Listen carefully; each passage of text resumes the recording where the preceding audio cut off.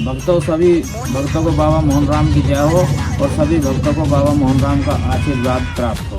भक्तों, मैं भक्ति की राह में अपने YouTube चैनल पर आपको एक बार फिर से पितरों के बारे में कुछ बताने जा रहा हूँ।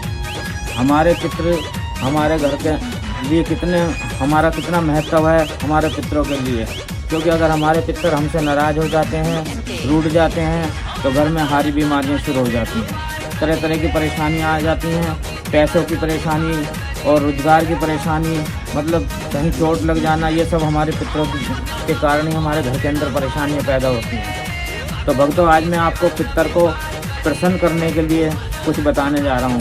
कृपया मेरा वीडियो पूरा सुने और ध्यान से सुने और देखें। भक्तों, हमें पितरों को खुश करने के लिए सबसे पहले 3 जनेऊ और 5 पीले रंग के लड्डू और एक तेल का दीवा हमें पीपल पे चढ़ाना चाहिए। इससे हमारे पितर प्रसन्न होते हैं और हमें 108 बार ओम नमो भगवते वासुदेवाय का जाप करना चाहिए। इससे भी हमारे पितर प्रसन्न होते हैं। और हम हर महीने पितरों को खुश करने के लिए हर महीने अमावस करते हैं। उस अमावस में हमें पितरों के लिए खीर पूरी का भोग लगाना चाहिए और दान वाली चीज़ें देनी चाहिए। जैसे हम 1.25 मीटर कपड़ा दान कर सकते हैं, सफ़ेद रंग का 5 वस्त्र दान कर सकते हैं, और पितरों के नाम से हम खीर पूरी का जो बनाते हैं वो हम उसको बांट सकते हैं। इसके बांटने से भी हमारे पितर प्रसन्न हो जाते हैं। तो भक्तों, मैं आपको इस चीज़ के बारे में और आगे भी कई चीज़ें बताऊंगा कि हमारे पितरों का जो दिन है वो रविवार का होता है। रविवार के दिन हमारा पितरों का ही होता है। हम एक बात और कहना चाहूँगा कि हम जैसे 16 कनागत आते हैं, उसमें भी हमें अपने पितरों के लिए कुछ ना कुछ दान देना चाहिए। जैसे गऊ को हरा चारा देना चाहिए, उससे भी हमारे पितर प्रसन्न हो जाते हैं। और हमें किसी भी पंडित को भोजन कराना चाहिए, कपड़े देने चाहिए और तरह तरह की हमें वस्तुएं भेंट करनी चाहिए। इससे भी हमारे पितर प्रसन्न हो जाते हैं।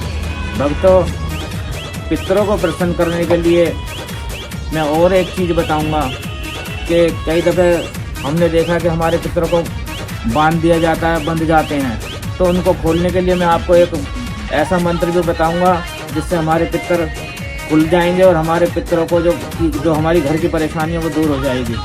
तो भक्तों, मैं वो आपको मंत्र बताने जा रहा हूँ, कृपया ध्यान से सुने। मंत्र इस प्रकार है।